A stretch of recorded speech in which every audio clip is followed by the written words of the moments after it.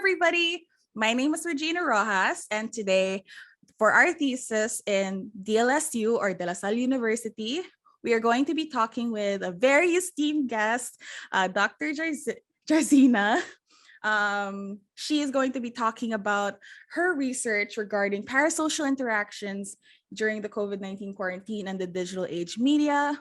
But you don't really want to hear that from me. So I'm going to introduce her right now. Please, Dr. Jarzyna, can you please introduce yourself? Can you give us also your pronouns and your educational background, if that's not rude to ask? That's fine. Thank you. Thank you for having me, Regina. I've really been looking forward to this podcast. I love talking about parasocial interaction and how it affects all areas of our lives, especially COVID and the quarantine and how we've been psychologically adapting to that. You asked me about my educational background. So I received my undergraduate degree at the University of Chicago and my PhD from Loyola University in Chicago. And I currently work as a research associate at Courtroom Sciences, which is a Dallas area litigation psychology firm. I don't know if you've ever watched the show Bull or know who Dr. Phil is, but our firm was originally started with the current family who started it. It was started with Dr. Phil and of TV fame, and is currently kind of glamorized on the show Bull. So that's kind of the popular culture aspect of it. And of course, there are lots of parasocial phenomena that are present that I see in my job today. And the article that you read, I wrote a short time ago in the last year or two. And that article was on how we used parasocial relationships during the quarantine to adapt psychologically and maybe to fill some gaps where we normally would have had the chance to socialize in real life with our friends and loved ones, but couldn't because we were quarantined, specifically for people who were compromised, like older individuals or even the very young. Mm-hmm. All right. So I know this subject, right, at the moment, it has, from the research that we have done for our thesis and our written portion, parasocial interactions and relationships go quite a while back, but it's only really now from what we have seen in our research that it looks as if it's really people are really starting to talk about it more. There's more talk about the how do I say, the outcomes or the results of parasocial relationships and interactions, how especially with the rise of social media. You actually kind of beat me to the punch with with explaining your article. So I do have to ask, obviously, first, for those who may not know, what are parasocial relationships, and could you also talk first maybe about the history of it as well? I sure could. So parasocial relationships are the one-sided relationships that people often form with characters from a book or a TV show, or even now in the age of digital media or social media, characters or personalities from Instagram, from video games, gaming online, any type of really fictional format or semi-fictional format, as we now have in the age of social media, where you have a relationship with another individual. However, that individual may not be real. It may be a fictional character, or it could be someone who is real, but perhaps is in a reality show or is a social influencer, someone like that. And so we form relationships in our own mind, in our own psychology with these individuals. And what researchers have been learning really since the 70s, but as you correctly stated, this area has just blossomed in the last 5 years, no doubt in part to the proliferation of social media. But parasocial relationships, they were first discussed in the 1950s. Research started in the 1970s and has continued since then and has been on an upswing. So you asked a little bit about the history. Horton and Wall were the researchers who originally broached the topic in the mid-1950s. So it's been around since then. And what we find that is useful and very interesting is that although these interactions are sometimes completely fictional and sometimes fictional to a degree, we get real psychological benefits from them. And we can get, there can be negative outcomes of parasocial interaction as well. We have to look at the whole picture. I think for a long time, we thought of any type of, some people call it fandom, that kind of end of parasocial relationships. People thought of that very negatively. You had situations where people wanted to make themselves famous because they were in love with a famous TV character, and oftentimes that ended poorly and still does. So of course there are negative outcomes of parasocial interaction, but there are also a wealth of positive outcomes from these interactions. And that's what I'm interested in. There's been a lot of research done on this, not nearly enough, we're just getting started. But for instance, in my own research, I've looked at how parasocial relationships can help fulfill social needs in individuals who might have kind of pre-existing state where real social relationships aren't so easy for them. Maybe they're extremely introverted. Maybe they could even be, I've seen research recently on individuals on the autism spectrum. Maybe they have Asperger's and they look to their gaming characters or to TV characters or to social influencers as kind of a social relationship. And this isn't necessarily bad. In fact, what we want to look at is all of the positive outcomes of this, as well as the negative outcomes. And in that respect, when COVID occurred, there was a lot of thought put into this, because all of a sudden you have people who indeed have a pre-existing deficit that limits them from socialization.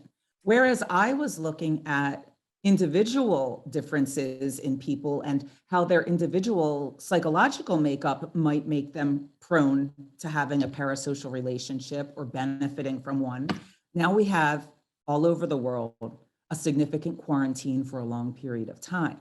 So if you're an older individual who can't go out and see your loved ones, can't even maybe leave your room at the assisted living center where you reside, parasocial interactions might be a way to temporarily fulfill social needs. We are not saying that these should completely supplant real relationships. Of course not. But can they help? Can they fill a need in the interim? Yes, we think so. And that's what the research points to at this time. Yeah, I think because when we think of parasocial relationships, for us especially, our focus on our research is streamers. I'm sure you've obviously heard about, like, let's say Twitch personalities. You did mention video game, gaming people in general. And the thing about with streaming is that there is also live interaction between people, and it's really, I personally noted during the pandemic how much it's helped me. Like, people talk about something called like comfort streamers, where they find that there's like something relaxing about them. There's just something about that personality that kind of soothes them mentally and emotionally, especially in such a turbulent time in this pandemic. And you talk so much, and there's just so many points that I want to get to, but in your article you do talk about I can't say this word, reciprocity. Reciprocity, Yes. yes, it's a crucial factor in parasocial interaction. Mm-hmm. And that's the thing. There is either no reciprocity or limited reciprocity in parasocial interactions. And I think when we first started talking about parasocial interaction way back in the 1950s, the case was more that there was no reciprocity. Because for many years, I mean, before we had TV and before we had even radio in the US, where we got introduced to fictional characters or semi-fictional characters, media personalities, there was no reciprocity.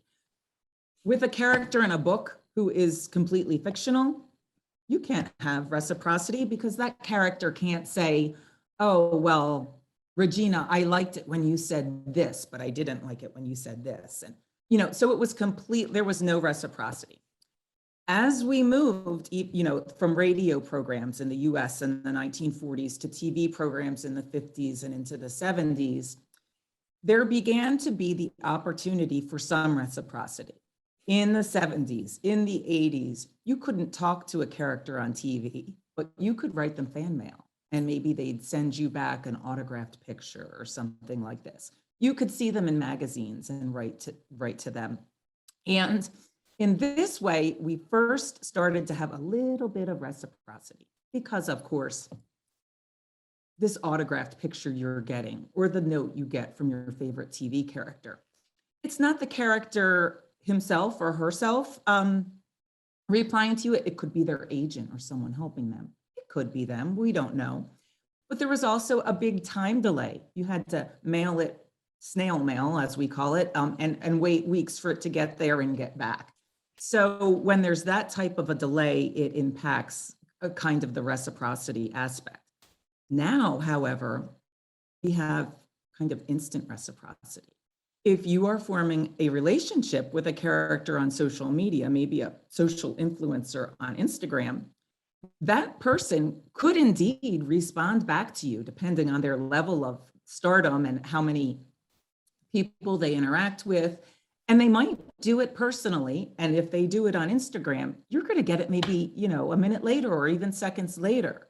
So that is one of the things I'm really interested in, because I think that scientifically we need to move from a black and white description of parasocial interaction being either reciprocal or not reciprocal. And I think we have to look at reciprocity on a continuum. So can something be partially reciprocated, degrees of reciprocity, the way you would get, if you are watching a reality TV show, which we know are to a large degree scripted, but they're oftentimes just regular folks who weren't actors or actresses, and now they're famous, they're on TV, and they might interact with you. And if you're doing it through the internet, it can be very quick. So now we have a lot of reciprocity with people in our lives who formerly were simply parasocial relationships.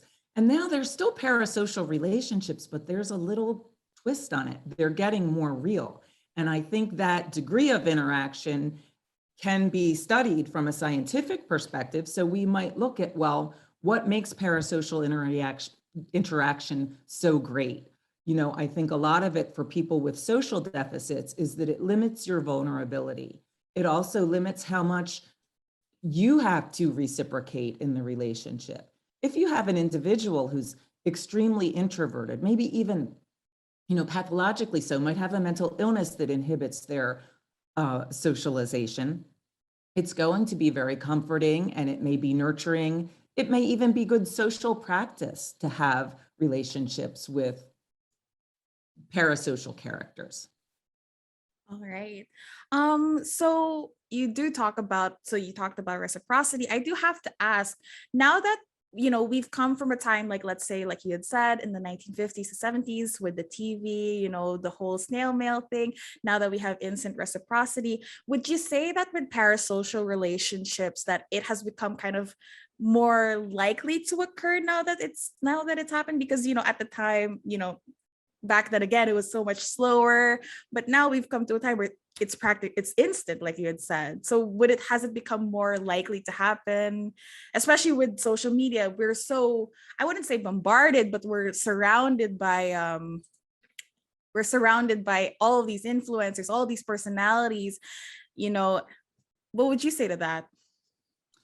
My opinion is that it's definitely becoming more common to have parasocial relationships, just because of, like you mentioned, Regina, exposure. Certainly in the 1900s or 1940s, when we mainly formed parasocial relationships with characters in books, people might have had to go to the library to get that book. And some people were readers and some people were not readers for various reasons. Then as we moved into the 70s and 80s, TVs became ubiquitous and everyone watched TV. And then I think parasocialization experienced another surge in how common it was. And now with social media, that has really catapulted parasocial relationships, because whereas we used to have in the 70s and 80s very limited options in TV viewing, reality TV didn't really even exist. I think the first show that pioneered reality programs was MTV's The Real World. And that, I believe, was in the 90s. So we didn't have so many options. We didn't have Netflix. We didn't have social media where we could watch something kind of semi-fictional on Instagram, or we could watch a short video clip for 2 minutes. We didn't have all these things. Recent studies have shown that young people especially really spend a lot of time on social media, a lot of time on gaming. And this is a difference. When you're spending more time on these activities, it seems to follow naturally that you're going to develop more parasocial relationships. All right. So just to kind of like sum up your point, so it is really becoming more common. There really is an uptick in this parasocial relationship. Would you say also that it has, it's already rising, but now there's even more of a spike with the case of COVID, because again, we're all stuck in our houses, and it's kind of like, what else are we gonna do? Let's watch Netflix, let's watch a streamer or a live of a celebrity we like. So exactly. All right. Yes. So yeah. It's true. It's true. I mean, people had nothing else to do during the initial quarantine. And, of course, all the researchers and journalists scrambled around to just get some initial data about what are people doing. And what were people doing? They were watching Netflix. They were watching lots of it at once. They were talking on social media. They were talking with their friends about what they were watching on Netflix. So, there weren't a ton of studies done on, well, what are people doing during the pandemic initially, because we were struggling to survey people and to contact people to actually get the research. But the initial studies that were done indicate, yes, people relied heavily on Netflix, TV watching, social media, Instagram, Facebook, and gaming. So you're right about that. All right. So this is so you had talked about in your article about parasocial relationships interactions. What, for the sake of the viewers and those listening, really, like, what's the difference? What's the baseline for that? What is the difference between parasocial relationships and parasocial interaction? Is that the question? Yes. They're extremely common. And when you get deep into the psychological literature, they are differentiated. But I would say that for the common person, they're basically the same thing. I mean, a parasocial relationship is a one-sided exchange with one individual or between two individuals, but the target would be one individual. And parasocial interaction could refer to that, as well as just the whole topic in general of having a relationship with many viewers on your Instagram following. But they're very similar terms. Oh, I see. Because I would say if relationships are more developed, you can have an interaction that is very brief, that is not ongoing. But a relationship is something that you've, at least in your mind, put time into, nurtured, developed. So that would be an important difference. Oh, I see. Because you see, with our we had talked, for those who don't know, in our thesis, which you probably are reading in our article, we did talk to other streamers, and they had spoken about how they interacted with their audience, and how they actually, interestingly enough, Dr. Jarzyna had made a point about it becoming more and more real, because some of them had actually made friends with viewers who were constantly interacting with them, and that parasocial relationship slowly kind of morphed, interestingly enough, into what became a real relationship. So that was a very interesting point that we had found. It was just something that we were like, oh, cool, nice, they made friends through that. So sorry, that was just the point that we're making here.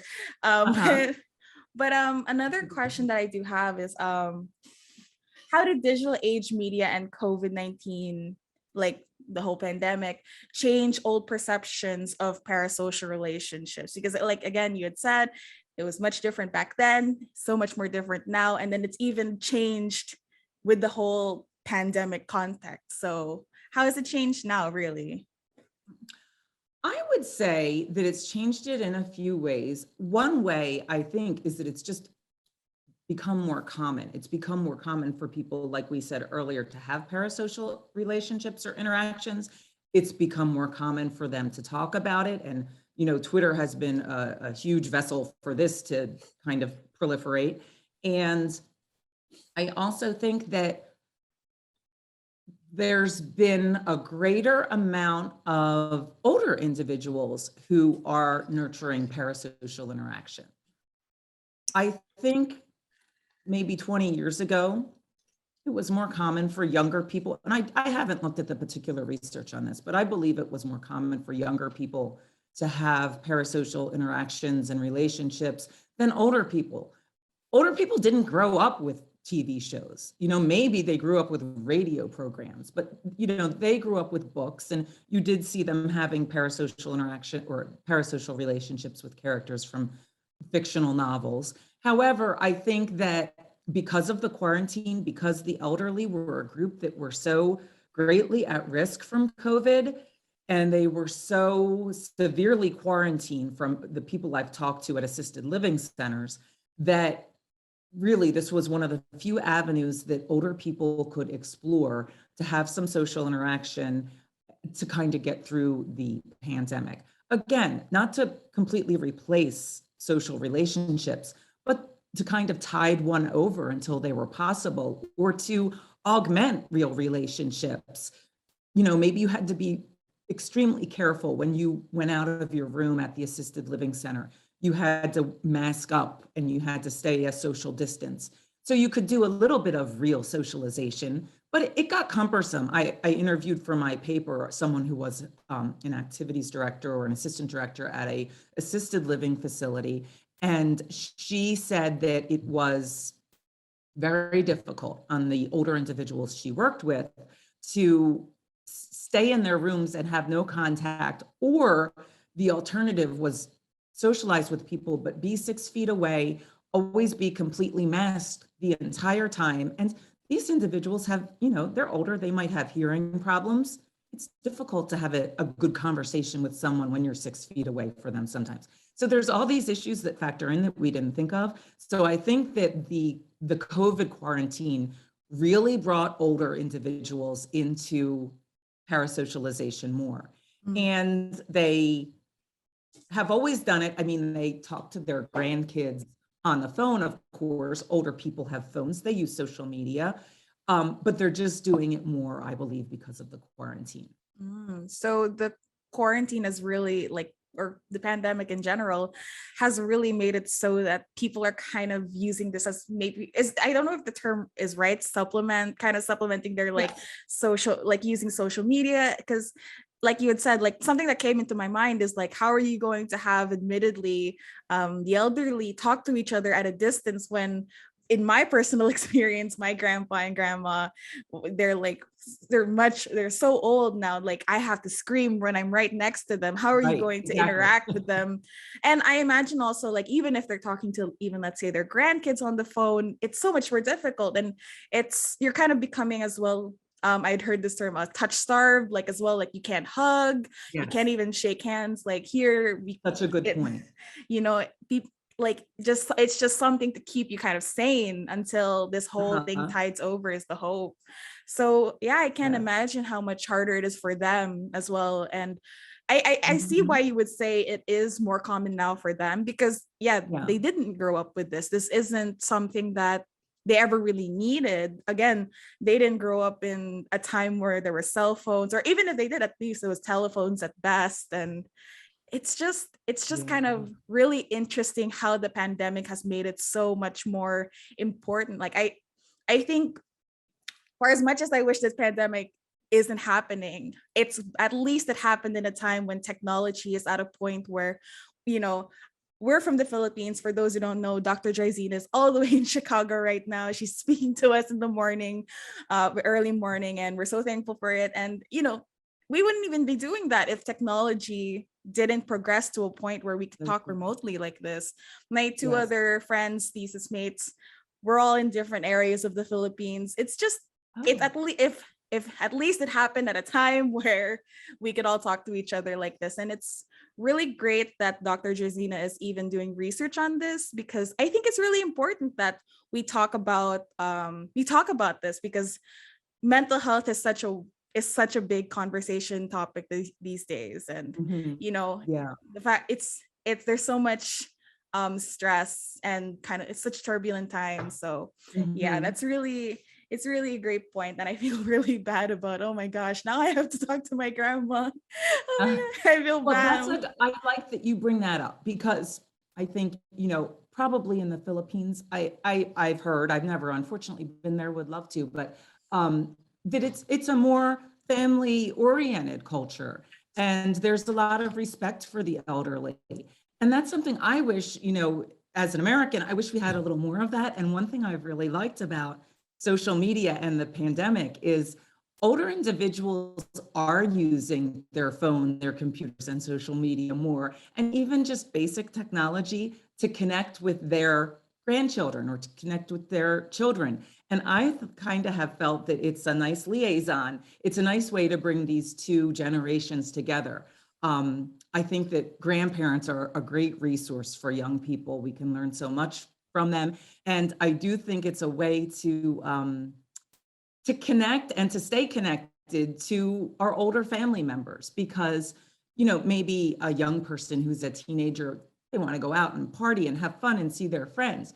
They might not be likely to travel an hour to visit their grandma if she's in assisted living or something, but will they send her some pictures on or post on social media and she can like them and she can see them, or will they call her on their phone or have a Zoom call with her? So I really like that aspect of it. I think it's bridging a little bit of a gap in the US. I think in other cultures you already have that connection between the younger and the older, but I really feel in the US that's a great thing that's coming up.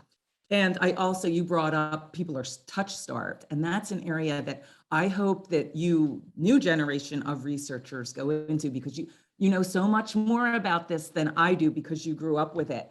But for instance, we have like these AR suits, these augmented reality suits where, oh my gosh, they're completely affordable. They're about $300, I've been told. You can put them on, and if you're playing a video game and someone in the video game touches you virtually, you can feel it in real life. Oh my gosh, this is unbelievable to me. So, if you can feel that, you can give a virtual hug to someone. And that's, like you said, we're touch starved. Now, is that going to be as good as a real hug? Certainly not. But I wonder, who we can't use our intuition to tell us what will happen with this. We have to look at it from an empirical viewpoint. We have to actually experiment and see, well, what does a virtual hug impart? Does it impart real feelings of love or belonging or acceptance? I don't know, but I hope that it's looked into because that area is really growing. Mm-hmm. It's very interesting, right? We've really come a long way. I mean, technology in the last like 100 years, we've come from apparently like from the time that the plane, like the first plane like flew, it was only like 60 something years later that we were landing on the moon. Like Uh-huh. it's really insane Unbelievable. to think about it. It's really cool. And yeah, Yes. I don't know about future research. Oh my gosh, future researchers, guys, did you hear that? That's us. Sorry. Anyway, for us to continue, really sorry. I'm just like, oh, Yes, I should I call hope this so. I researchers. hope you do.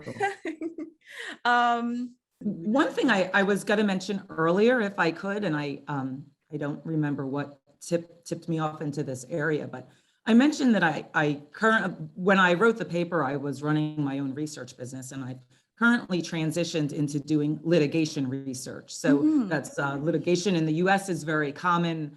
You have one company suing another company, or you have an individual suing someone.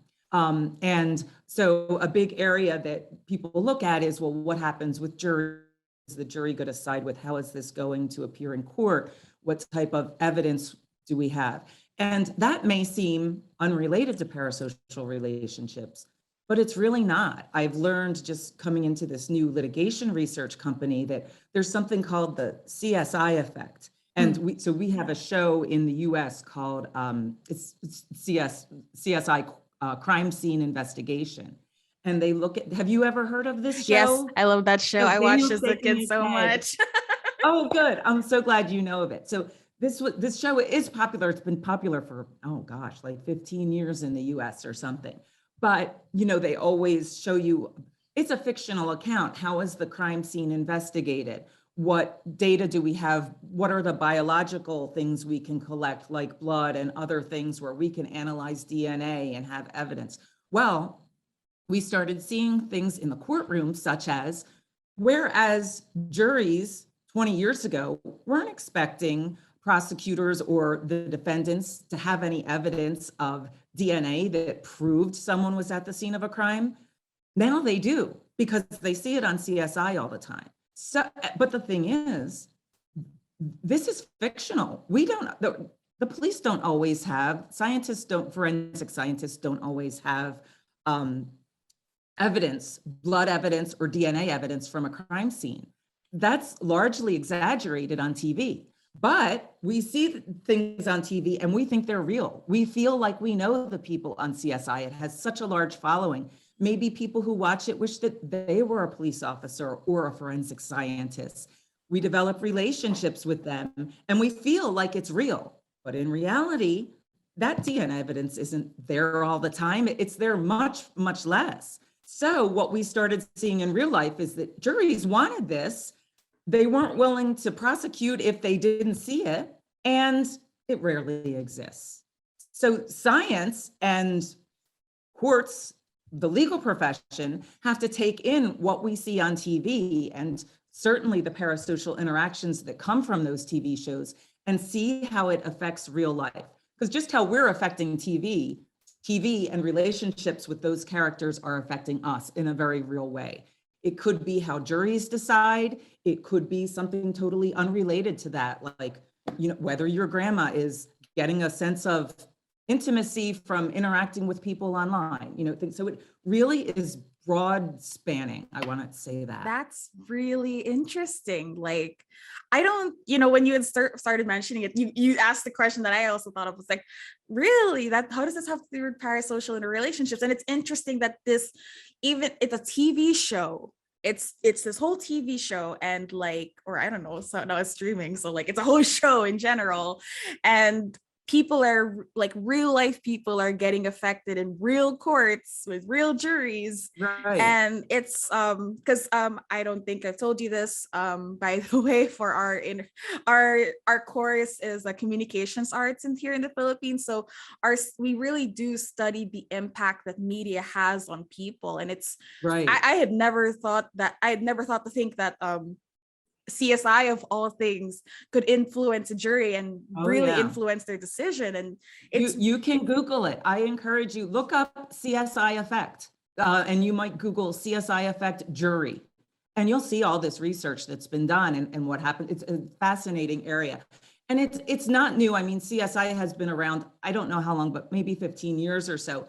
Before then, in the 90s, there was a show called LA Law in the US that featured lawyers and them going to court and what their personal lives were like and what it was like at this law firm. Lots of people had parasocial relationships with these TV lawyers. And studies show that during this time, there was a significant upsurge in applications to law schools. Because people, one way that parasocial relationships help people is they help them achieve their ideal self. So people would watch these lawyers, young people, and think, oh, that's something I want to go into. And having the relationship with the fictional lawyer on TV helped them to envision themselves as a lawyer, to maybe study for the LSAT and apply to law school. So law school applications went up during this time. So it is very interesting to me that the media affects real life so much that it affects US trends, jury considerations, law school applications, things like that. That's really cool. I don't know if you've heard about this, but like I think there was either research or a video that had come out where people right now were asking kids, hey, what do you want to be when you grow up? And I'm sure you've heard of the kind of rise with YouTube and YouTube personalities, or YouTubers that we like Sure. to call them. You know, kids nowadays are saying, I want to be a YouTuber. I want to be a Right. Minecrafter, because that's a really popular game. And it's, or like, I want to play Fortnite professionally. It's so great. It's so interesting. It's Yeah. adorable. But you know, my mom makes the joke that she's like, you know, you kids have so many jobs nowadays. Back when I was a kid, we only got to be a doctor, lawyer, nurse. And I was like, oh. And then now I tell her, by the way, there are kids that want to be streamers now. And she's like, what's a streamer? And I was like, oh, okay. So it's really That's interesting funny. that the trends have changed in such a short amount of time. Yeah. It's so interesting how, not even interesting, but it's crazy how just powerful media is, period. Right. It's really Right. insane, really. So what are the different levels of parasocial interactions, would you say? Because I feel like you did say it's a continuum at this point, because Mhm. back then it used to be, by the way, the authors that you'd mentioned, we also cited them. We also cited them for our thesis. So, you know, back then, They're great authors to cite. I cited a lot of the seminal research and um, a recent review of the current literature that some researchers had done, I believe, in Germany. So those are mhm. good people to cite and to read for sure. Yes, yes. It's just so cool because I was like, I know them when you mentioned them. Sorry, that's just me. Yeah, Well, great. fangirling Good. over I'm glad. researchers, insane, right? That's another Right. one. But you did say that there's kind of like a spectrum continuum of it now. It's no longer, there's like almost like levels to it. So could you talk about that?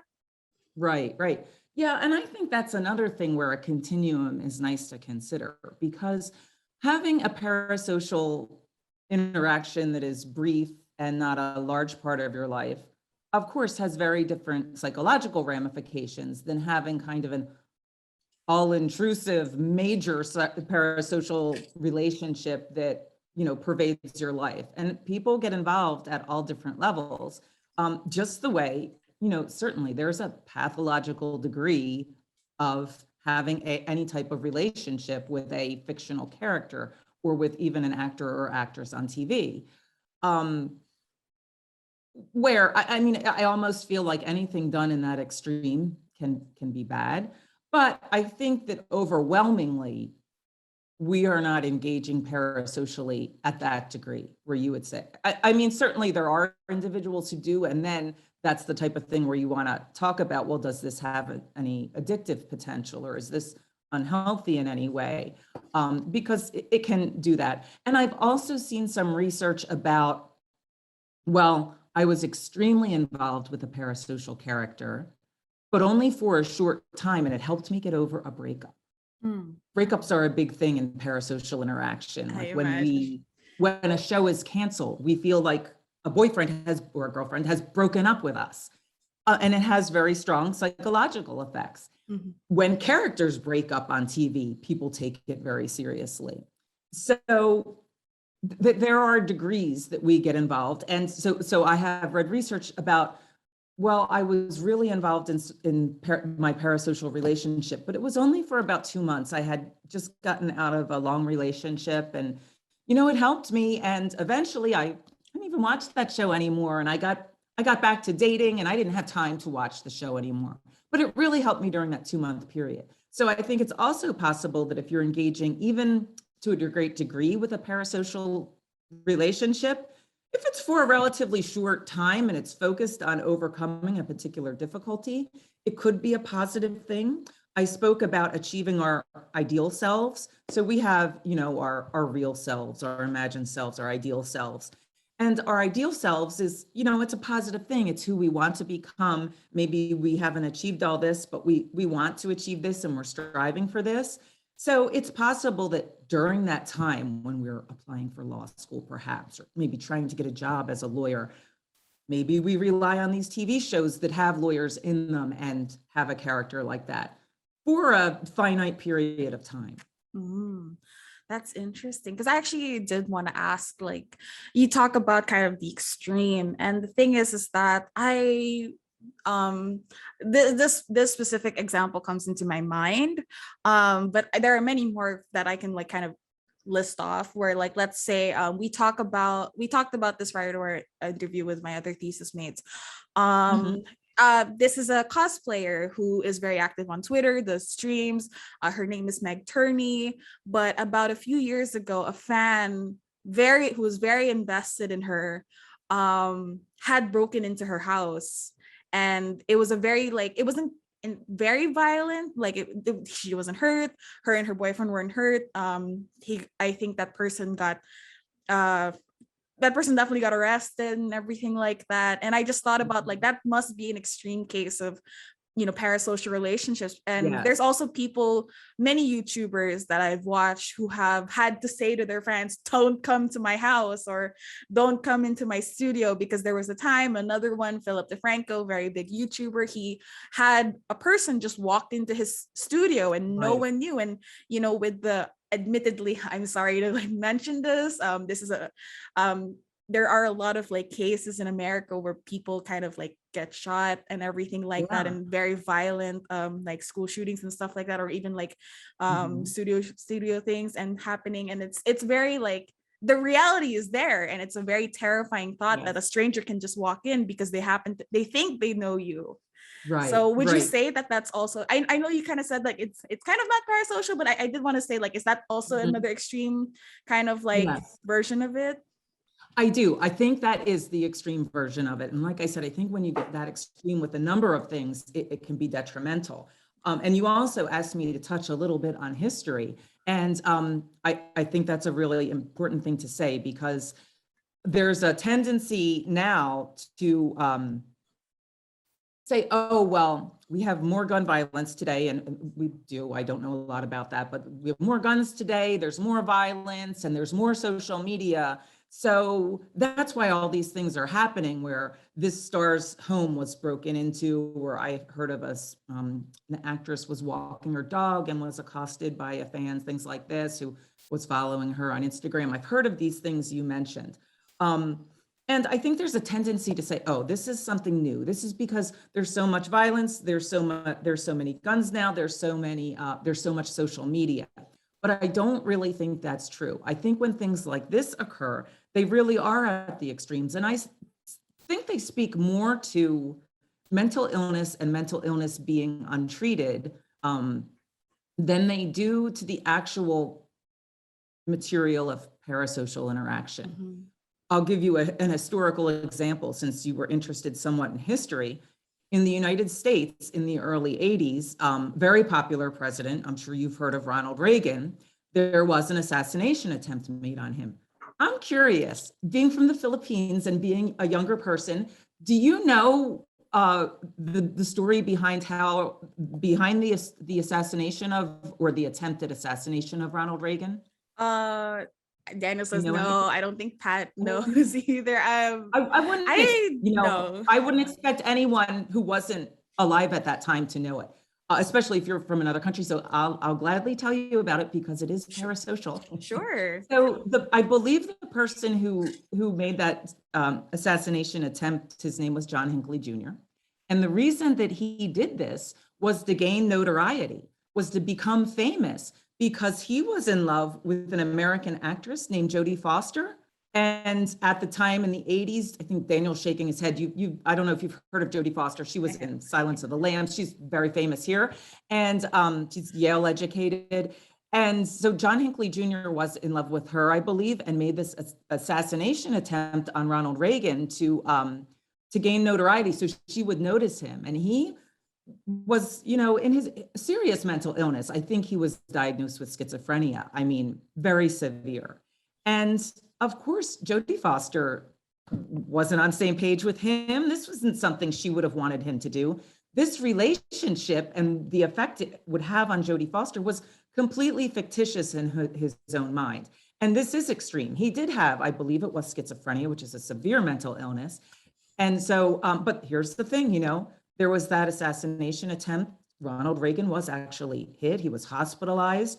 His one of the people working for him, we now have the Brady law, because someone took a bullet for him. And that's a gun law, the Brady law. So we have such real outcomes such real effects from parasocial interactions and relationships. And I think really because social media, everything is so prevalent now, and like we said, I think it's increasing. I think we're going to have more and more of this interaction between something parasocial spurs something real. Just the way real things spur parasocial things, it can go the other way as well. Yeah, it's really kind of like it's a two-way street, really, with those kinds of things. Like we talk about like how Right. media is affected by the real It's a world, but the real dynamic world. relationship. Yes, exactly. It's I so agree. it's I just wanted to mention that extreme point because I think that it would be really interesting to put that frame of reference for our viewers, because parasocial relationships, though they may be great, you will talk, I'm sure later I will ask about the benefits. It is a question that I have listed here, but we talk about, really, we hear all these tragedies, these really scary things happening, because this is a really real, not an issue I would say, but it's a really real thing that's happening in the world. Right. And it, Yeah. because it's invisible, it's not something that will really come to your mind the first time when you see it. People might not take it seriously. And admittedly, when we had to explain to our teacher, by the way, parasocial relationships are a real thing that happen, and they were kind of like, oh, I see, interesting, do more research. And I was like, Right. fine. We were like, fine, I'll do it. And then we have you, which is wonderful, talking about this. I think an interesting point regarding that. I think when people initially hear the term parasocial, they equate it with another term, which is paranormal. And in the US, we talk about paranormal activity as being ghosts and having a seance or having a medium who communicates with the dead. Things like this, paranormal activity. And we have a lot of shows like Ghost Hunters, where people supposedly have a ghost living in their home. And all of that is paranormal. And when people first hear parasocial, they associate it with paranormal and they think, oh, that's crazy. That's not a real psychological phenomenon. Once they hear what parasocial activity or interaction is, then they realize, oh, this is something totally different. And this is an actual scientifically explored concept. It's just, Little I piece guess, of trivia.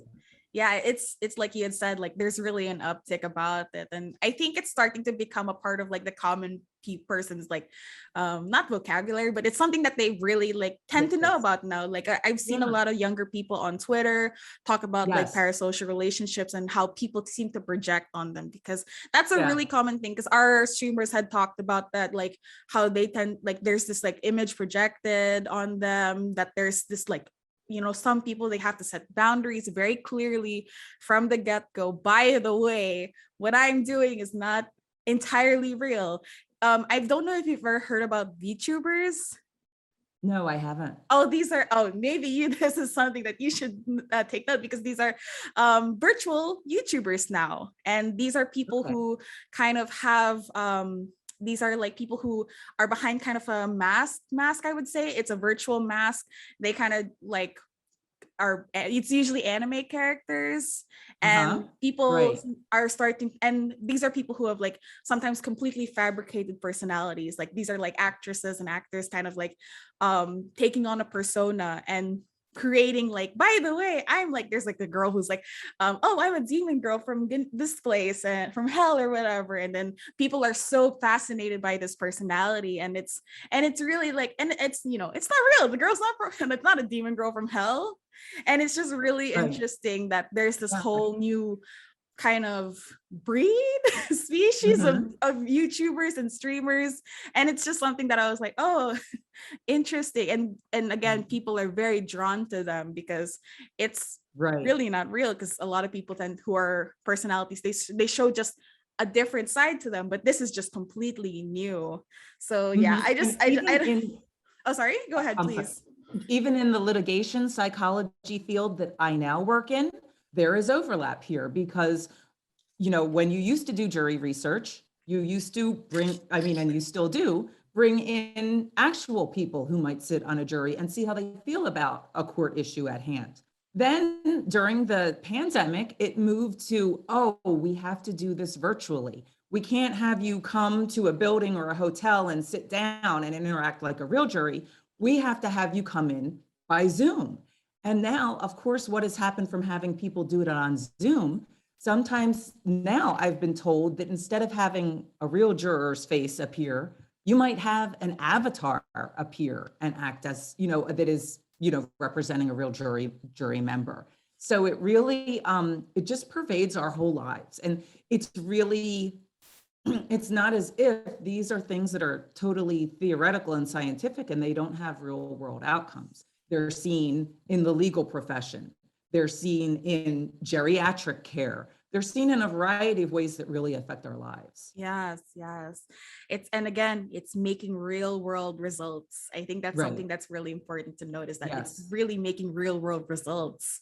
Yes. And There's application. yeah, there's really application for it. And here's the question that I meant to ask. So we talk about all these negative things, and what I really want to talk about, you talk about that there's a lot of positives, there's a lot of benefits. Maybe just, kind of list them off, discuss it a little bit, however much you want to. Right. And this, like I said, there's a lot of research into this area that is needed. But people have looked at, like I looked at introversion in my research. There was a researcher about 5 years ago who looked at, well, how can parasocial relationships help people with Down syndrome, anybody who might have that type of social deficit. And I already said that parasocial relationships can help one achieve their ideal self. So that's another positive effect. Parasocial interactions can sometimes engender a real feeling of belonging and social acceptance, even though the relationship isn't real. And that's a really good thing. Everyone, we have a universal need to be accepted. If you studied psychology, you know Maslow's hierarchy of needs, and social acceptance is right there. It's not one of the basic things like food and water, but it's in the middle, and everyone needs to feel socially accepted. Everyone, we are connected to one another. So if parasocial interaction can give people the feeling of social belongingness, even when it doesn't exist, it could be a good thing. And again, I'm saying let's not totally replace real social relationships, but could parasocialization have its spot?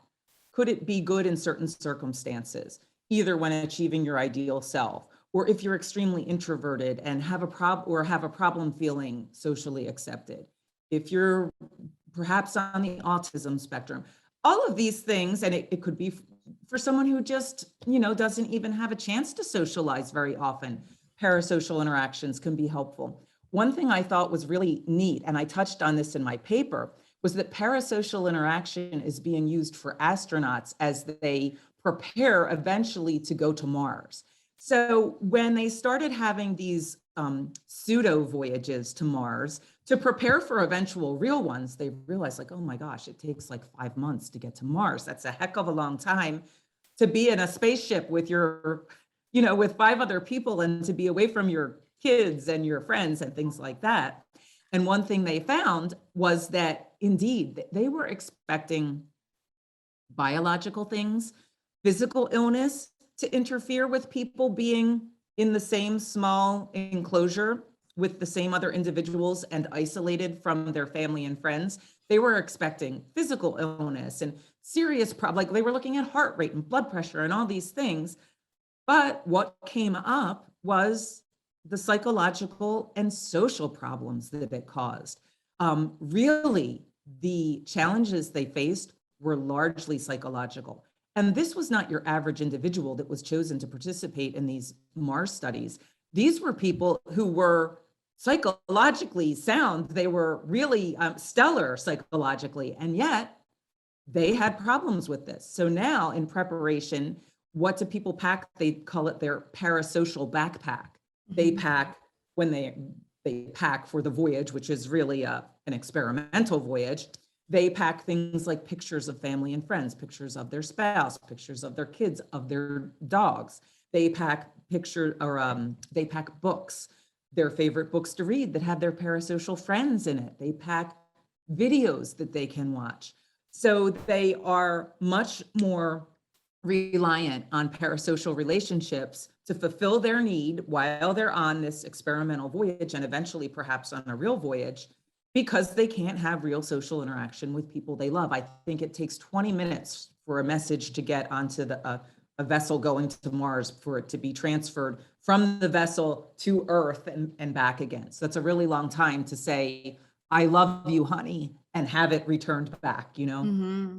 Because, and I think it really goes back to, I mean, of course, that tends to, that kind of example is a very extreme, very out there. Again, it's an astronaut. Not everyone's an astronaut. Right. But it Right. really speaks to our situation at the moment. Even if we do have that instant reciprocity, which is we're very lucky to have, but sometimes there's things like, that person doesn't see that message until much later, and they could be someone Right. who you really rely on heavily, emotionally, Yeah. mentally. Like they could be like your mom or something. And if she doesn't get Mhm. back to you right away and you're stuck at home, because like, what are you going to do? There's a lot of people who started off in the pandemic here in the Philippines. I know a lot of students who had been stuck in their condos because, what are you going to do in the pandemic? In the beginning, everyone's forced to stay home. And these are people who are staying in like really tiny Yeah. apartments. Right. And it's like their only mode of social interaction is somebody else on a Right. screen. And it really speaks to, like, admittedly, it kind of speaks to, oh, they were expecting something physical when at the end of the day it was really a mental health kind of deal. Right. And again, I Right. kind of say that speaks to the way that we talk about mental health in the world today. I don't know how it is in America exactly, but in the Philippines, it's not a topic that we tend to touch on a lot. But Right. it is a Right. conversation that young people nowadays are really pushing to have. So Yeah. it's just an interesting, like, I love how these big NASA scientists, I don't know if it was NASA, but like these big scientists were talking about, we're expecting something physical. And then they're like, I really need to talk to my kids. And I Yeah. was like, oh my gosh. Yeah. It's Right. just really And, interesting. you're right that, well, how many people are astronauts? Very, very few. So you are correct about that. And this is an extreme situation. However, it's getting more common. And another way, and there are many ways in which you might have to be separated for people for a long time. There's a lot of environmental research which is being done now. Where do people go for this? They go to Antarctica, and then they are isolated for 6 months. And the weather is so bad that they can't leave. Sometimes there's like an emergency surgery that has to be performed, and they're medevaced out of there. But there's a lot of environmental research that requires being away from regular society for a long time. So parasocial interaction could help in that situation. And just as we've been talking about this whole conversation, now that there's the quarantine for everyone in the world, this is a place where we're going to need any positive benefits of parasocial interaction. We should capitalize on them. Yes, Take exactly. advantage of them. Yeah, exactly. Because again, when the world around you is going crazy, a lot of people tend to just say, I just want to watch Netflix, y'all. I just want to watch Right. my favorite YouTuber, even it's really the Exactly. small things that tend to add up that keep us going. And admittedly, even if the world at the moment is slowly opening up, there's still that danger with COVID. It's not completely eradicated and anything like that. Right. So there's still that kind of fear. Again, like you had said, a lot of people in assisted living, those who are, let's say, immunocompromised, they still may not have the ability to go out the way that they want Right. to, even if they could be vaccinated. There's still a big danger. Exactly. So yeah, it's really, again, with those two, they may be extreme, but it really speaks to the current way that the world is kind of just rotating. We're like, this is really how the world is right now. Right. So True. we did talk about the cons. I did want to talk about the cons a little bit, because you did mention something about with young girls and body comparison and also Yes. aggression. I think we kind of Yes. talked about aggression a little bit earlier with the extreme cases, the violent Mhm. cases. But what about Right. body comparison? Yeah. This is a place where parasocial interaction can be bad. And again, it's not the parasocial component of it that it's bad. This is something that has been around for a long time. And it's just that with social media, it might be expressed in a parasocial way now. But I mean, when I was growing up, it was magazines. It was, well, how do young girls feel when they see these unachievable body images displayed in magazines when these aren't really even realistic. They take the most beautiful, tall, thin models from all over the world and they display them. And then even then they have the best photographers, the best lighting, the best angles. And then they Photoshop and they touch them up. And we didn't have Photoshop back then, but they could touch up photos. So they would say, well, how does this make young girls feel that, oh, they're not as tall and thin as this beautiful model, or they don't have the beautiful skin that this model has, etc. It's the same thing we're asking now. We just ask now, well, how do these Instagram influencers make young girls feel? Or how does, this reality TV show star make this young girl feel? And it could be a boy as well, comparing himself to the body ideals of men. And so I think it's important to note that it's not the concept. It's the parasocial interaction is just the way it's being expressed. And it's, instead of being through a magazine or a TV show, a lot of times now it's on Instagram. And I think the way that social media and new age digital media has changed things is that it's made it very easy for even the common person to Photoshop themselves into someone that looks amazing. So you might see, an influencer who's just a normal person, but there are apps that, I don't know what they're really called. I call them beautification apps, but Yeah, there's apps that yeah. they make you look like you're wearing cosmetics. They make you look like you're thinner, taller, whatever. And all it is a filter basically, and it's very easy. Whereas you used to have to hire a professional photographer and a professional photo toucher to look that good, now you can do it with a $5 app or something. So it's very common to use. And then it's like, when do we know what's real and what's fictional? Because the tendency when we see something is to think that it's real. I mean, if we see a picture of it, if it's in the media, oh, it's real. And only since social media has taken off have we had to stop and say, hey, is that story real? Is this news channel legit? Are these pictures doctored up? Is that even now videos, we can appear more beautiful in videos. So I think that that's the danger of it. There's even more opportunity for people to compare themselves to unrealistic beauty ideals. In the 80s, in the 90s, the only thing that we could compare ourselves to were, TV images, magazine models who were phototouched, and even the Barbie doll. Most American girls grew up, or most American girls grew up with a Barbie doll.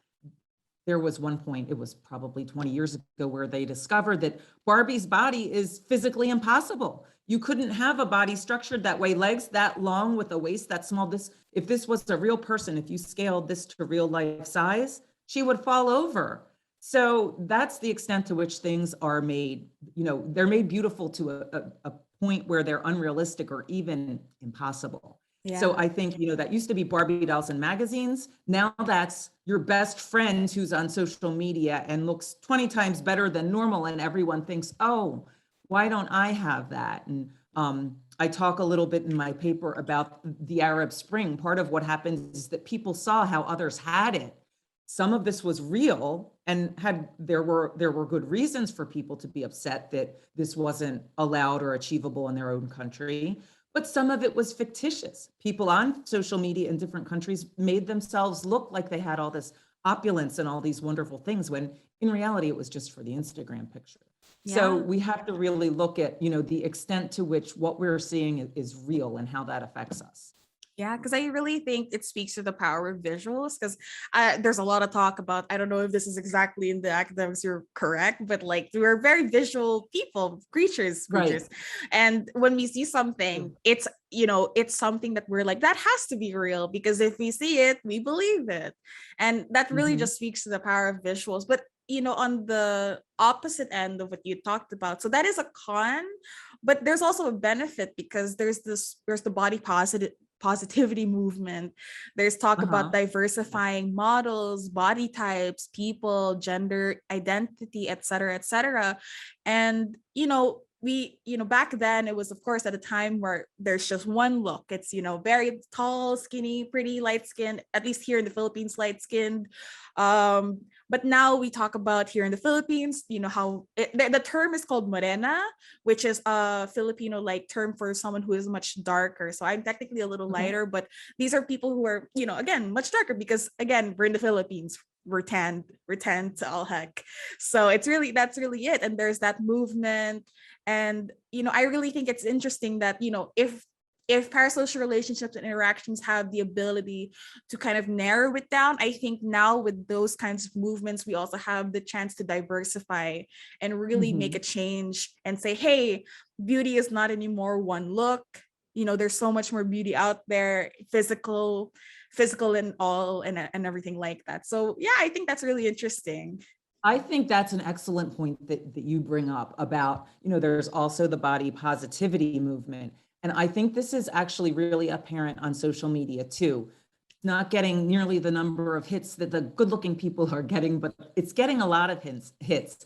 And I think it's real important. There's one person I follow on Instagram. Her name is Melissa Blake, and she has a severe physical disorder. I forget what it's called. It's a syndrome she was born with. She's had to have over 100 surgeries, and she needs to use kind of like a mobile wheelchair device to Mhm. get around. She has some serious health concerns, but she's been able to overcome them with modern medicine and surgery. And I believe she's 40 now, and she has her own book coming out. It's again Melissa Blake, and she looks very different because she has these physical problems and because she's had these surgeries. And I believe she's one of the bravest women because she is not your stereotypical beauty. She is not what you would think of as the beauty ideal. And she has been so brave, I think, in coming out and saying, well, I might not look what you consider to be beautiful, but I'm a normal person. I want love and a family and relationships just as much as the next person. Just because I look different doesn't mean I don't want those things. And I shouldn't have to hide that I want them. And Absolutely. I just think I have the utmost respect for her. And she really speaks candidly about her own experience with depression and overcoming these things. She has a ton of followers who support her and who overwhelmingly, I'm sure, buoy her up. And she has a lot of fan art that people do for her. But she also has people who troll her, who say just the meanest things for reasons you can't fathom. I can't, with all my knowledge of psychology, I don't know why people would ever think to say some of the things they say or why they would even feel that way.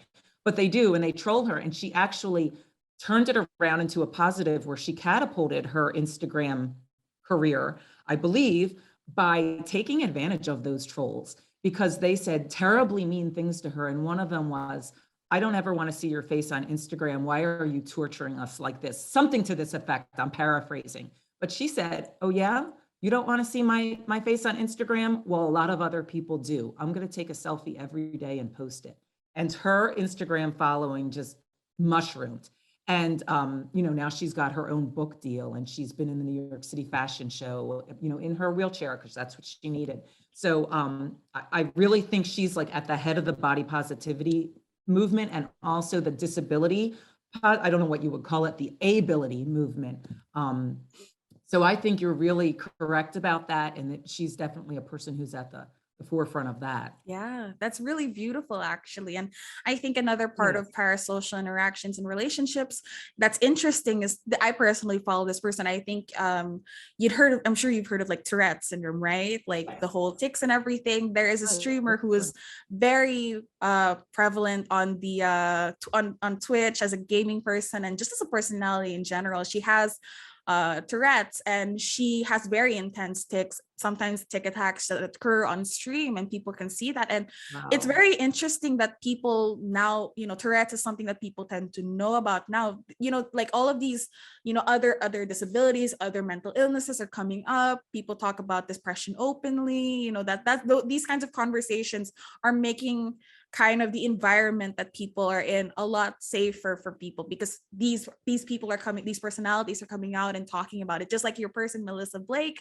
She talks about her struggles and everything, and it's kind of making it it's kind of like not, I don't know if normalizing is the correct term, but it's kind of just making it more visible for people, and people become more empathetic when they hear their stories. And it's really beautiful because, again, that's another beautiful thing about seeing these kinds of personalities. Like, it's not just the negative, it's really creating a net positive, and it's just really Right. lovely to see. And on the topic of streamers, because I did mention, for those who don't know, I think her name is Sweet Anita. So wonderful, love watching her. She has like millions of followers at this point, it's Mhm. insane. um how do fans form such intense parasocial relationship with streamers? What does it take for them to reach that point? Because I think with streamers, we didn't have those kinds of personalities before, because these people kind of like, I don't want to say that they're just like money hungry, but they do capitalize on the kind of live interaction. Because I'm sure you've seen like streams where people are just, there's a chat going, and then somebody like the personality sees it and directly responds to it in real time. And I feel like with the research that we have done, there's kind of an intensity to it as well, because that's not something that has happened before, really, like these kinds of Right. personalities, because no one has thought until recently to capitalize on, by the way, I have a pretty good personality, I'm going to talk to people and they're going to pay me for it. And it's just, Right. it's such a new thing. Like, even our, admittedly, our thesis advisor, who is our wonderful thesis advisor, didn't even know that that was a thing, and she kept asking us questions about it, and we were like, yeah, it's a thing that people do, because nobody thinks to just, I'm going to give money to just get called out, because that's a really kind of, for me personally, I participate in this, I have donated, and when someone reads my message out loud, the personality, and they say, oh, thank you so much, like there's like a high. So I imagine that Adrenaline that surge. yeah, there's like an adrenaline surge, like, whoa, I'm noticed, like, wow, they said my name. And I feel like now, I probably, that's a study that other people are going to do, maybe us in the future, who knows. But I feel like there's going to be an intensity with that as well, because, again, there's really reciprocity. It seems so much like the real thing. So what do you Right. think about that? Well, I mean, I think you're no exception. You get this adrenaline surge when your name is mentioned by someone you value their opinion or you have a parasocial relationship with. Everyone does. I mean, even you, maybe to a less degree, because you have an awareness of what's going on, and you're saying probably in your subconscious, okay, this is still kind of parasocial. And, think if you had no knowledge of it, the adrenaline surge may be even greater. And I hope that this is something that I hope that the next generation of researchers really looks into, because, for instance, like you said, these streamers, these are relatively recent. And part of the reason is because there was never this quickness. We didn't have communications occurring this quickly from around the world, because we didn't have the technology. Now that we have the technology, there is this fast relay of communication, which makes the parasocial relationship more likely and possible. So I would say, to your question, that one of the things that makes streamers popular is a charismatic personality, oftentimes. Now, we've talked about charismatic personalities throughout the history of psychology. We've talked about, like, David Koresh, he led a cult, and famous religious leaders. Joel Osteen is supposed to have a charismatic personality. Bill Clinton has a charismatic personality. Something that they have a greater ability than most people to touch others, to engage others, and to have others follow them. So I think for a lot of streamers, this is the case, but I'm going on my intuition and my psychological knowledge to guess that this is what makes streamers popular. But what I would like is, we need research in this area. We don't need intuition, we need empiricism, I always say. So, I'd like to see studies into this area, and I think it's a great idea to go in. When I was doing a lot of my research, Facebook had literally just gotten started. It was, like, if I talked to my advisor about, oh, I'd like to study Facebook, she was kind of like, well, she wasn't on Facebook. It had just started. No one knew about it. Why do you want to do that? So you're gonna have to confront things like that. When you want to do something about the latest internet phenomenon, your professor who might be older, probably is quite a bit older, will say, well, you know, what's that? Or, you know, you should do something that's tried and true, or you should do something that we have a database about, you know, a research base about.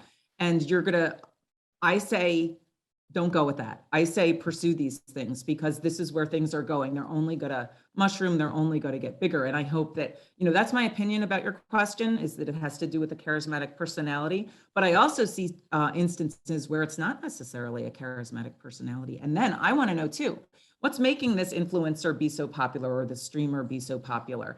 And I don't know. I'd like to find out. Yeah, it's interesting because admittedly, yeah, our thesis advisor was like, streamers, interesting, never heard, but cool. Parasocial relationships, what's that? Like, we were on a call and they were literally Googling it as we had spoken about it. It was such an interesting time, because she was also learning for the first time as well. And I think that's genuinely why we got our topic approved as fast as it did, because there's like different chances to get it done, and we got it approved like straight away. And they were like, sure, go for it, because you know, if not us, who would do it, right? If someone doesn't start a database, there's never gonna be one, admittedly.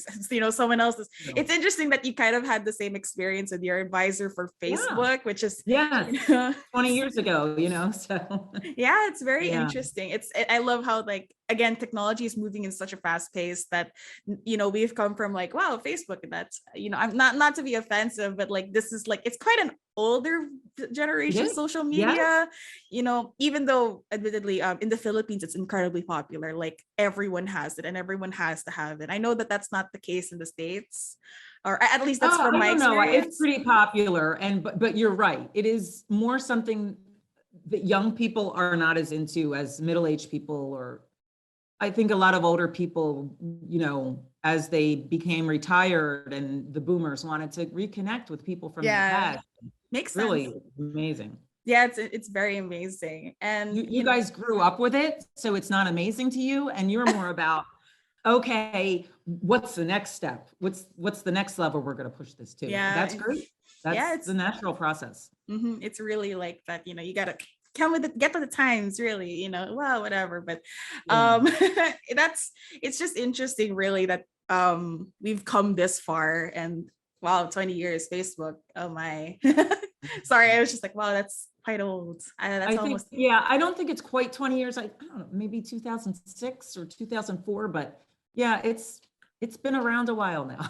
Yeah, it's been around quite a while, but yeah, definitely popular. I don't know if you've ever heard, but there was talk about, like, you know, about the whole, this is off topic, by the way, so I'll definitely edit this out, but like, you've probably heard Cambridge Analytica, the whole thing about how it's like influenced. It influenced the elections here in the Philippines. That's how intense it was, and how much, like, I think I read there. Did you read an article? There was an academic article written. There was an academic article, and there's also a Netflix documentary on it, actually.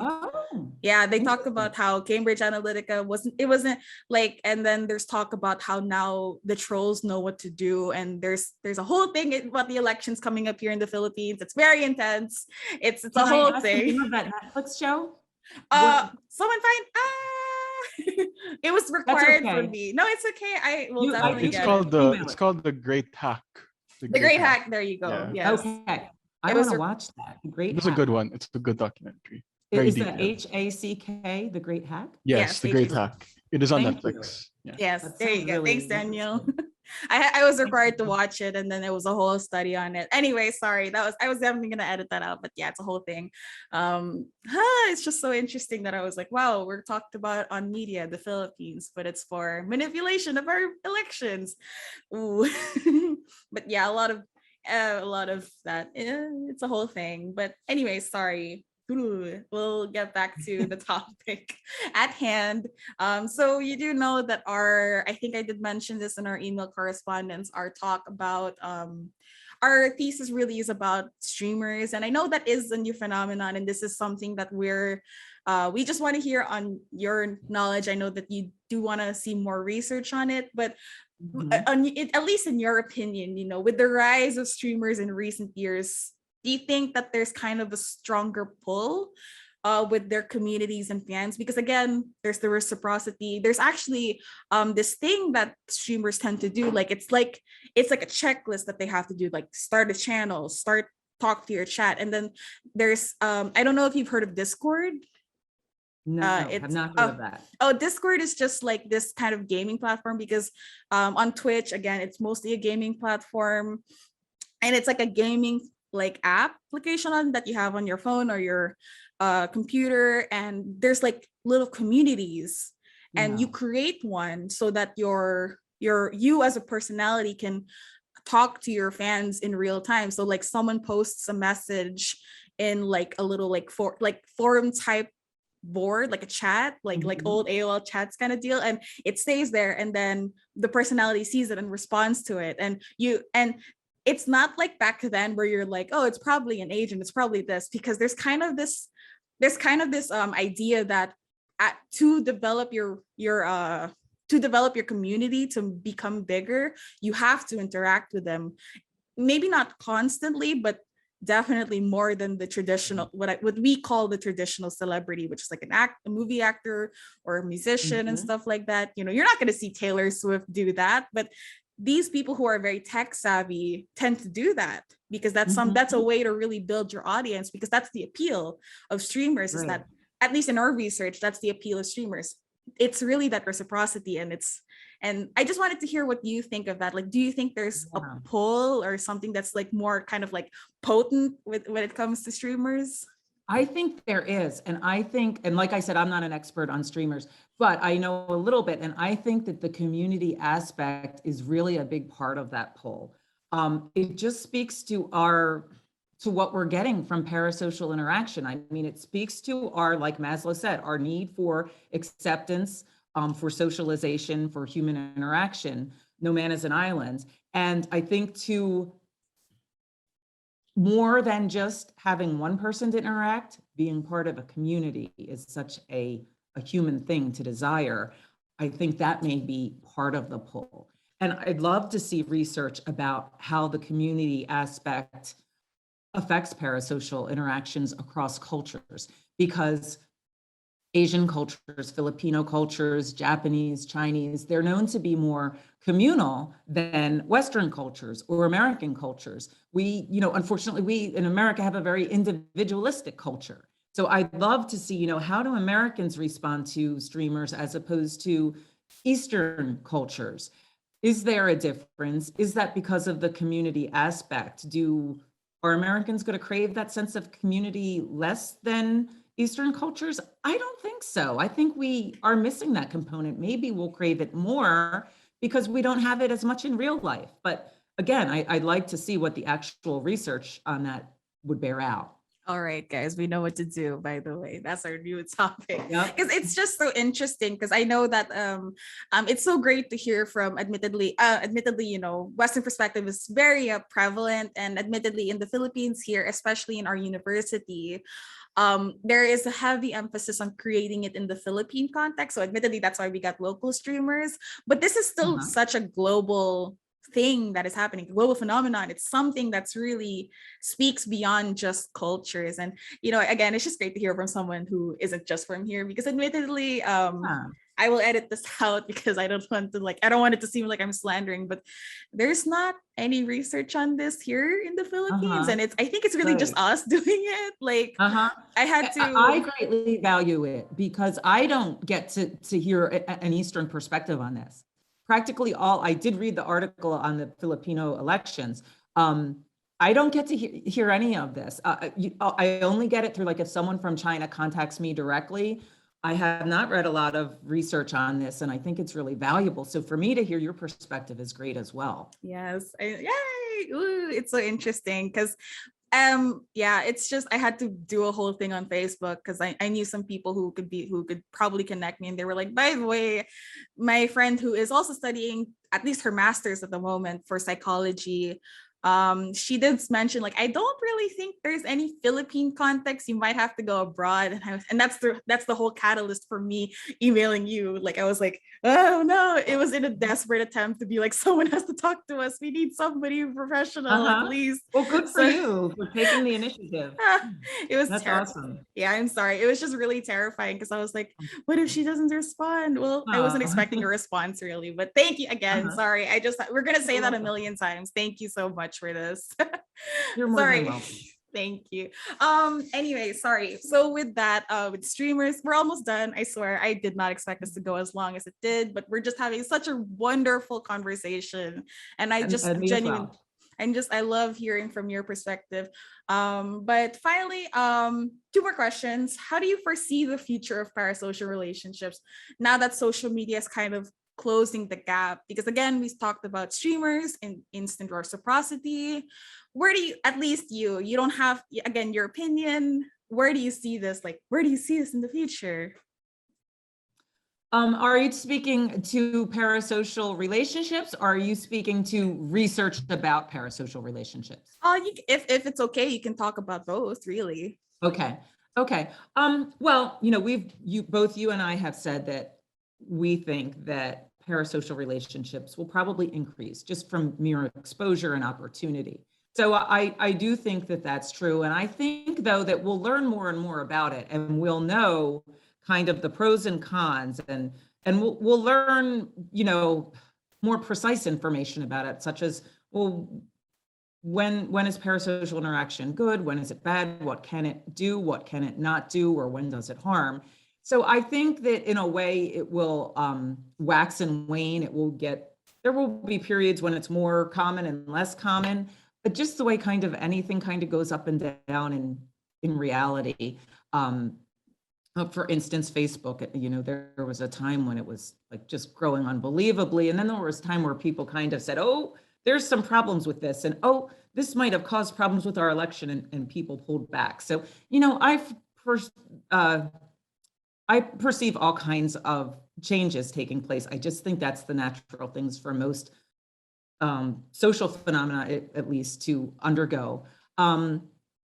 I think there's going to be more research in it. I mean, I have to say, thank you, Twitter, because this was never really a big deal. And no one was interested in this when I was researching it as an undergrad or as a graduate student.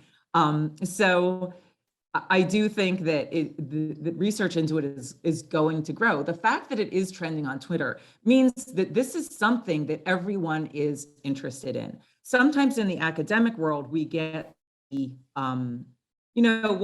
academics are a particular breed. PhDs are a particular breed. I will be the first one to tell you. Psychological phenomena are the most interesting things in the world. I mean, there's so many interesting things about psychology and sociology and our own psychological makeup. But if you want to make it boring, talk to a psychologist, talk to a professor of psychology who studies one tiny, tiny little area of it all day long for his or her entire life, and it can become boring. It gets so technical, and sometimes I have to read, I'm not a big fan of cognitive psychology, and I'll have to read a cognitive psychology article, and I'll think, oh my gosh, this is such interesting material. How has this person made it so boring? Not so with parasocial interaction. The fact that this is picked up on Twitter and it's trending, the hashtag parasocial is trending, it shows how interesting it is to the common person. This isn't something that just academics are interested in, or maybe academics haven't been so interested in parasocial interaction, and that's why it's more trending now that we have it exposed to most populations.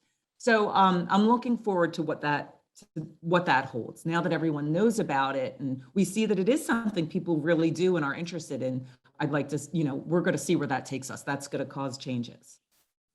Actually, I realized, by the way, just as a note, that was our last question. Our other question is off the record.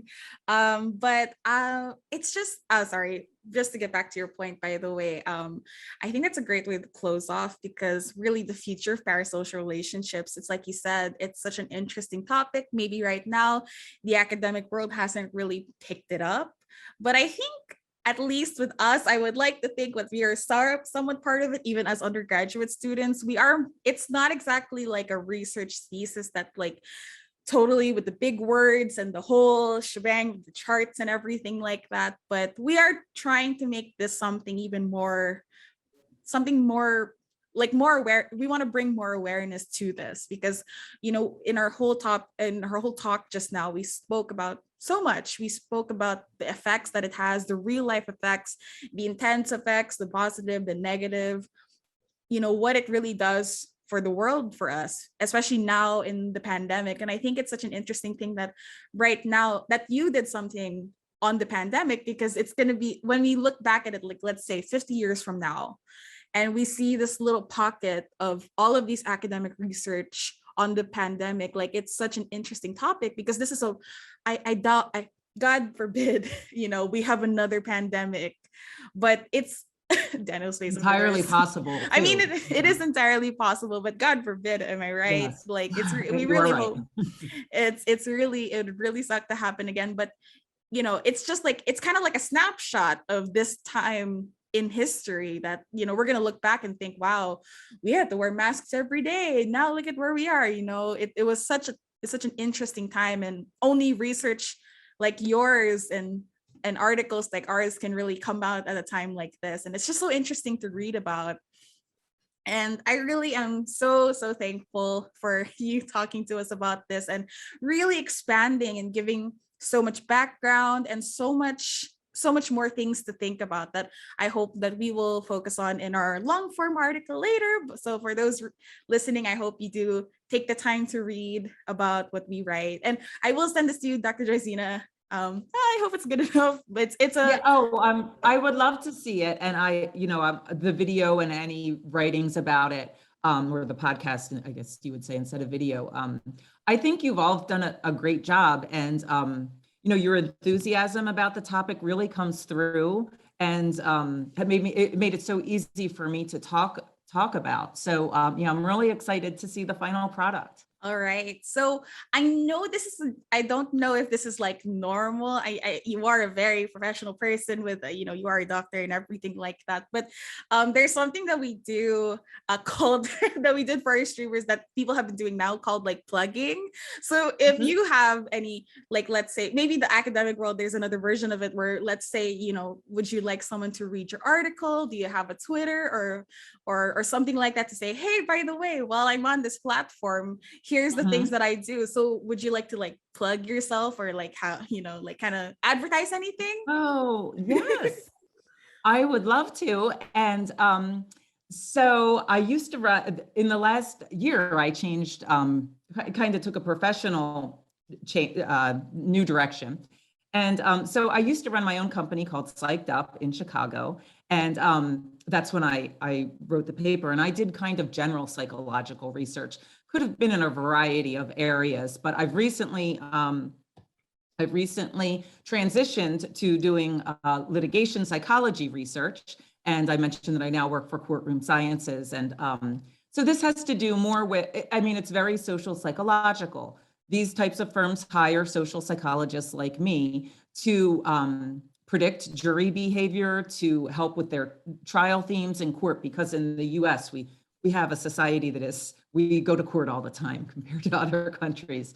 So I really have been devoting myself to kind of a new area of research where I am looking at, well, how is litigation psychology affected by parasocial relationships? And there's not a lot of research on this, but there is a lot of research on, for instance, like I mentioned, the CSI effect, and other legal programs on TV, and how people form parasocial relationships with the characters on that. So I have a LinkedIn account. It's Carol Jarzyna, and I am at Courtroom Sciences, which is a Dallas area firm. And so you can find me on the internet in that way. And you can also find my article.